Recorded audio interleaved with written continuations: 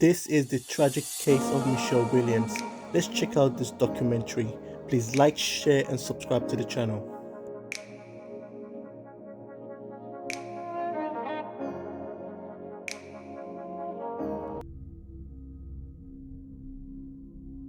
Hi guys, my name is Jack, and today we're going to take a look at another horrible case with you. This story is about a woman whose life is filled with lies from beginning to end.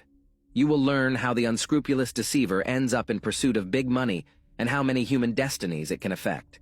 Michele grew up in the town of Hurst in the suburbs of Dallas, Texas. She had a younger sister, Laura. The girl's mother left home in search of a better life, so the upbringing of children was the father. It was not easy for a man to raise two daughters alone. He survived on occasional earnings at a construction site and often relied on alcohol. In search of easy money, he repeatedly thought up and implemented devious plans for profit. He would take a job at one factory or another and deliberately injure himself in order to obtain insurance money compensation. The fraud scheme worked, but not for long. With the help of CCTV cameras at one of the workplaces, the scheme was uncovered, and Michele and Laura's father was sent into custody. Michele grew up in a world of lies, deceit, and manipulation from childhood.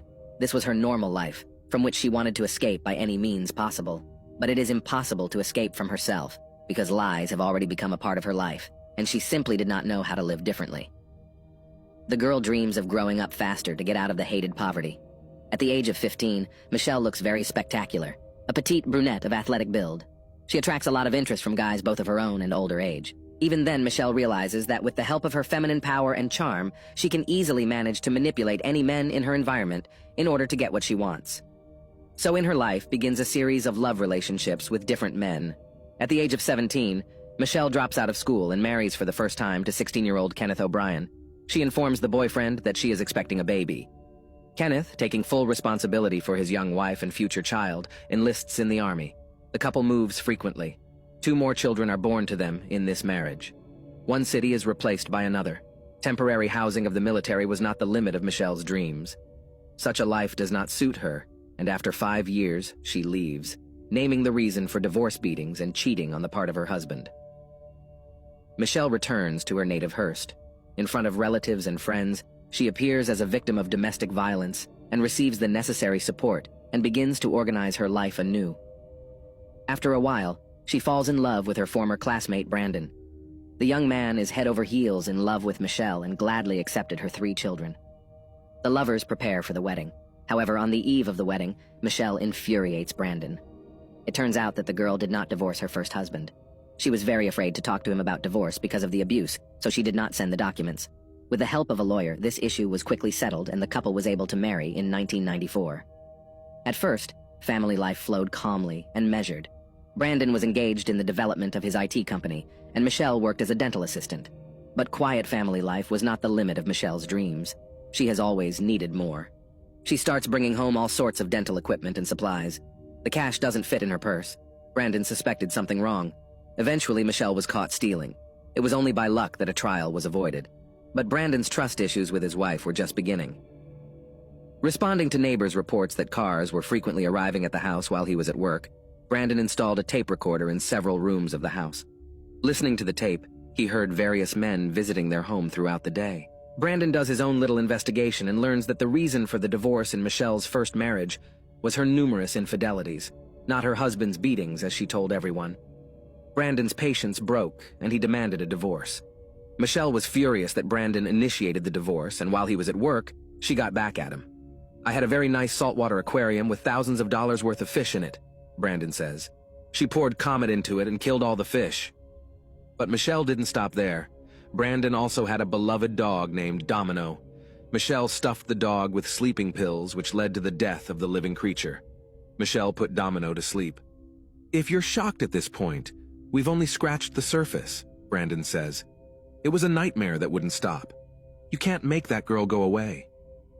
Unfortunately, Brandon learned the truth about Michele.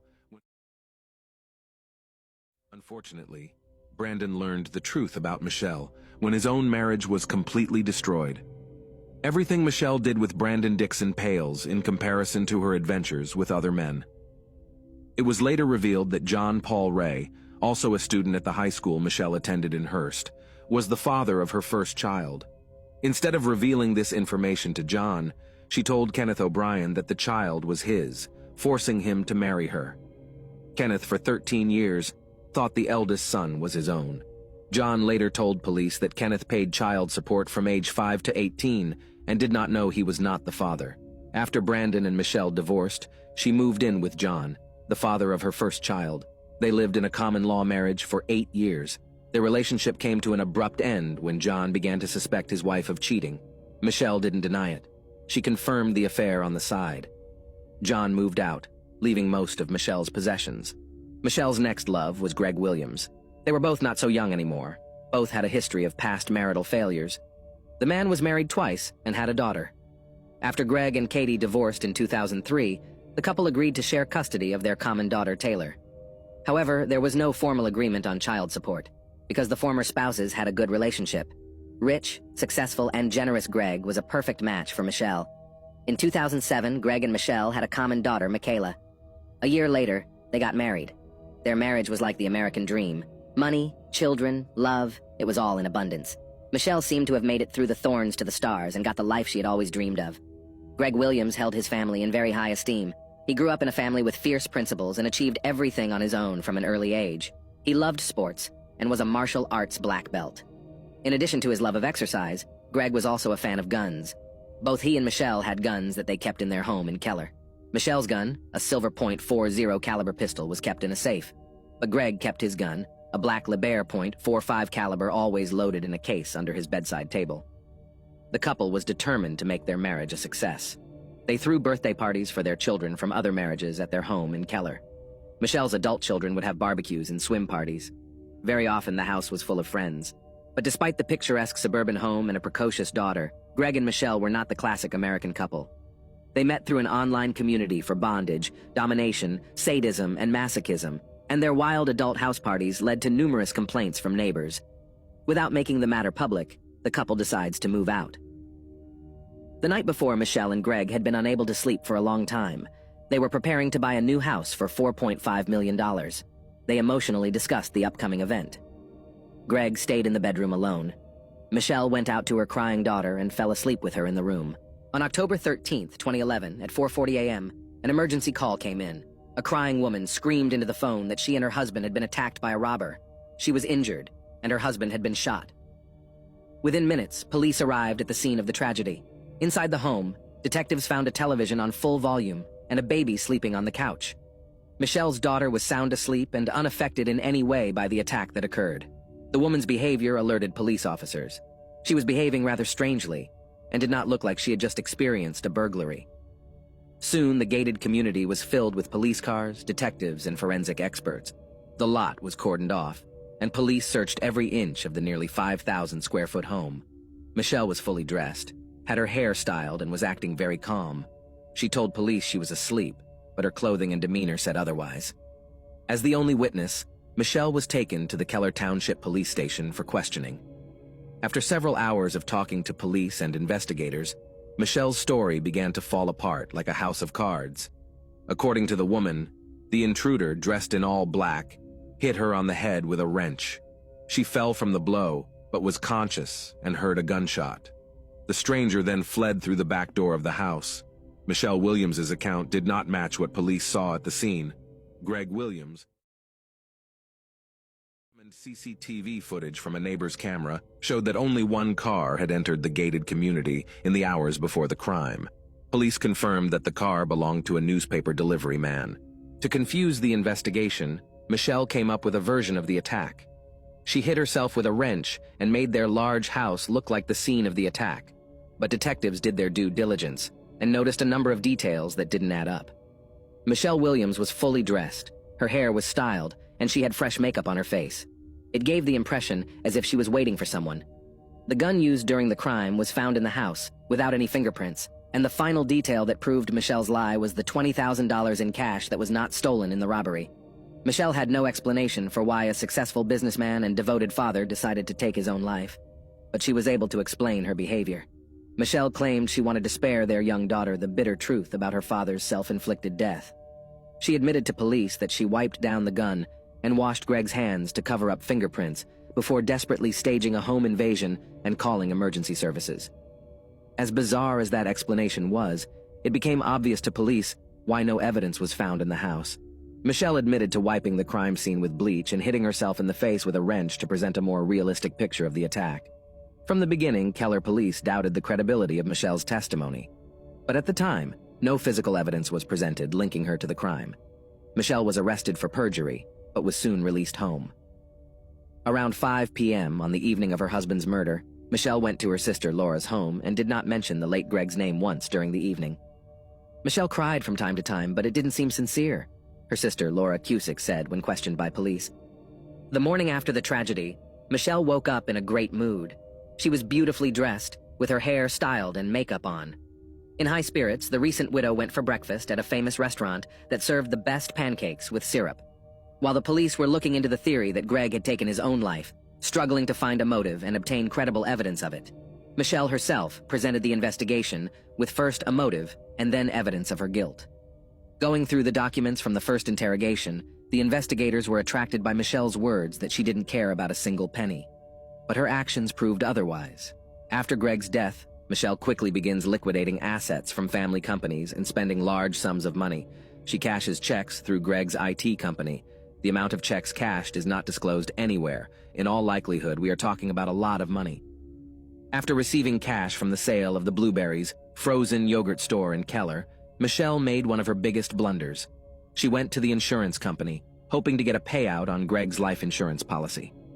Michele was the sole beneficiary on Greg's life insurance policy, which was taken out on August 12, 2011, almost exactly 2 months before he was killed. But one important fact the woman missed. According to the terms of the insurance policy, Greg's death was not an insured event because he left his life voluntarily, and at the last moment, she was denied the money. The desire to get the insured sum of $600,000 was the main motive for the crime. Later, another important fact of financial fraud comes to light that casts suspicion on the widow. Fictitious financial documents for a mortgage loan were used to purchase the house that Greg and Michele had been preparing for on the eve of his death. The account numbers were intentionally changed, and the lender did not immediately notice the elaborate fraud. When Greg died, Michele canceled a meeting with the mortgage company, and the fake account was not discussed until it caught the attention of the police. Michele, confident of her impunity, writes a check for $18,000 to attorney Kenneth Wincorn and takes a week-long vacation to Grapevine with her children. During the 3-month investigation into Greg Williams' death, police were able to unravel his wife's web of deceit. An autopsy was performed on Greg, which proves that the man was shot from a range of 12 to 18 inches. Moreover, the toxicology examination conducted provided a report proving that Greg had a large dose of sleeping pills in his system at the time of his death. Also, the police determined that there was no assault on the house. Mrs. Williams sedated her husband and shot him from a foot away after turning up the volume on the television. Daughter Michele, who was asleep in her room, did not hear anything. On November 3, 2011, based on the Tarrant County Medical Examiner's report, Greg Williams' death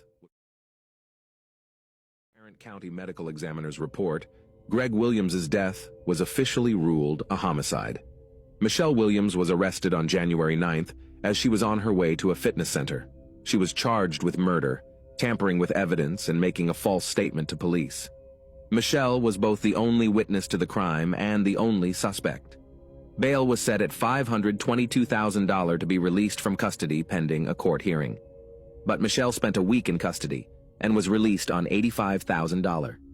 Dressed in gym clothes, Michele walked out of jail with a GPS monitor and under the arm of attorney Kenneth Wincorn, who was now officially representing her. Greg's first wife, Kathy, was furious when she found out that attorney Wincorn was defending Michele. That money she paid him was part of Greg's estate, and it should never have gone to pay the legal bills of the woman who was accused of killing him. Online court records list Kenneth Wincorn as the attorney for Katie and Greg's divorce in 2003, and Wincorn's name and signature appear on legal documents regarding the custody agreement for their shared daughter Taylor in 2008. However, Kenneth Wincorn's defense of collusion with Michele Williams will be exonerated by providing evidence. The divorce was handled by his company, and he personally never represented Greg.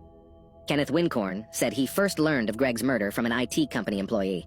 It was very shocking, Wincorn says, adding that Michele later sought his help. After her plot to cash in on Greg's death is foiled, Michele Williams changes her name to Shelley and appears as a fitness guru hoping to start a new life. On Facebook, Shelley publicly announced her relationship with Gene Wallace, a friend of her oldest son, a man nearly 15 years younger than her. Shelley and Gene opened a fitness club in Bedford and heavily promoted it online. Armed with an ankle bracelet with a GPS tracker, Michele spent the next few months enjoying her new boyfriend, fitness classes, and court hearings. She often appeared in court dressed for a night out on the town, wearing miniskirts, knee-length boots, and deep-cut blouses. She never mourned Greg's death for a second, says Greg's ex-wife, Kathy. Rob Conover was friends with Greg Williams for more than 20 years and attended many of Michele's hearings. He recalls how she deftly manipulated police officers at the courthouse, making them see her as an innocent woman in need of protection. On October 9, 2013, 45-year-old Michele Williams took a plea deal with the county and pleaded guilty to tampering with evidence and deadly conduct. She will receive 18 years in prison for tampering with evidence and for deadly dangerous conduct, a third-degree felony that only exists in a few states. Although Michele admitted that she cleaned the gun and Greg's body, the absence of her DNA at the scene raised doubts about whether the first-degree murder charge would stick. "Things can go differently. Play big, win big, or lose big," Michele said in an interview. "With the plea bargain, I expect to do a couple years, and after that, I'll be out on parole." But in February 2014, Michele Williams, in an interview, suddenly changes her testimony and says she is not guilty of the crime. The judge immediately rescinds the plea bargain and sets a date for the first trial. Opening arguments have begun in the trial of a Texas woman, dubbed by the media as Keller's Black Widow, who was accused of intentionally targeting her husband in 2011 for an insurance payoff. Michele Williams, 45, was charged with the crime. In court, prosecutors described the crime as a clearly planned scheme of acts to profit from Greg's substantial life insurance policy. In their opening statement, prosecutors told jurors that Mrs. Williams shot her husband in the head after drugging him with sleeping pills beforehand in order to collect on his life insurance policy. The motive was money, time-tested money, greed, Assistant District Attorney Jack Strickland said in court. Although Michele admitted that she cleaned the gun and Greg's body, the absence of her DNA at the scene raised doubts about whether the first-degree murder charge would stick. In response to an interview request, Michele's attorney released a statement on her behalf. Attorney Kenneth Wincorn described the difficulties in the case caused by the spotlessly clean crime scene. The prosecution struggled to prove a premeditated crime, disregarding the fact that there was no DNA from the suspect. In repeated searches, cleaning products were found, but it stands to reason that Michele's fingerprints were on them, since the products were in the house where she lived and did the cleaning. If the jury concludes that Michele tampered with evidence of Greg's death, making it look like the man had spontaneously passed away, and then cleaned up the crime scene by hiding evidence and then lying about it, she will get a life sentence. But if Michele hiding evidence and then lying about it, she will get a life sentence. But if Michele is sentenced as scheduled on April 21st, no jury will ever get a chance to hear the whole story and decide on the appropriate punishment. Through careful questioning of the Williams couple's friends and acquaintances, information regularly emerged about the unfavorable environment that had prevailed in their family for a long period of time. According to the studied correspondence in social networks and messengers, it was found that the couple quarreled very often, and the reason was finances. At the trial, prosecutors said that in the hours leading up to the violent death, Greg Williams argued with his wife over their finances and even slapped her for spending a large amount of money that had been set aside as a down payment on a house. But Michele Williams' defense argued that Greg Williams had taken his own life and that the successful business owner needed his wife alive, not dead. According to defense attorney Clay Graham, Greg Williams often suffered from depression and regularly used sedatives and steroids. On the eve of the crime, he was allegedly severely depressed due to the loss of his grandmother and best friend, who ironically had taken his own life. Defense counsel told the court that when Michele Williams found her husband dead with a self-inflicted gunshot wound, she panicked and in a fit of fear began to cover up the tragedy without realizing it. She had one goal: to protect her 4-year-old daughter from psychological trauma by hiding the truth from her. Michele Williams never once changed herself, presenting at court hearings in different images, with styled hair and manicure. At one hearing, the defendant, dressed in an off-white blouse and black vest, showed little emotion throughout most of the trial, but did not forget to wipe away tears during a presentation of photographs showing images of the body of murdered Greg Williams. The court also heard testimony from Michele Williams' adult son, Andrew O'Brien, who said his mother, Michele Williams, asked him to help frame Greg Williams' ex-wife, Kathy. She planned to blame her for Greg's death using the motive of unreconciled differences over the custody of their daughter, Taylor. But that plan was a failure from the get-go. After all, there was never any disagreement between the former spouses about the custody of their daughter, and it would have been very difficult to prove otherwise. Asked about his reaction to his mother's unusual request, 26-year-old Andrew O'Brien said he was very shocked by such a proposal and thought she was having a mental breakdown.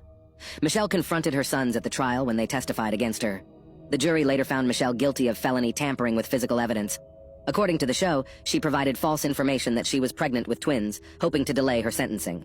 But this version was not confirmed, and the verdict was announced. Michele's acting abilities and her natural charm, which she tried her best to demonstrate during each hearing, did not spare her from a harsh sentence.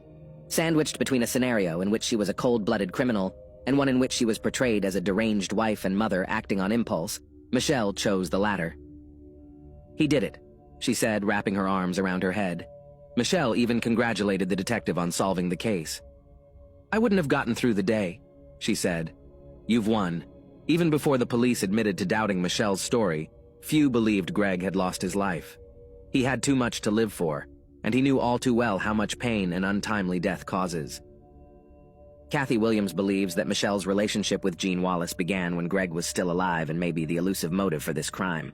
If Greg had found out she was sleeping with her little boyfriend, he would have dumped her, and she would have gotten nothing, Katie says. Greg was willing to put up with a lot, but he wasn't willing to put up with cheating. "She's ruined so many lives you can't even imagine," Brandon says. "She's a professional manipulator. If the courts had gone further and interviewed all of us, things could have gone in a different direction." Michele was sentenced to 60 years in prison. The judge also ruled that she would have to serve a minimum of 30 years before being eligible for parole. Michele currently remains incarcerated at Mountain View Prison in Gatesville, Texas. Michele Williams is a felon and fraudster who is currently serving time in prison for all of her willful acts. She has never shown remorse for her actions and still refuses to take full responsibility for her crime. Thanks for watching, guys. That was Jack with you. Subscribe to the channel.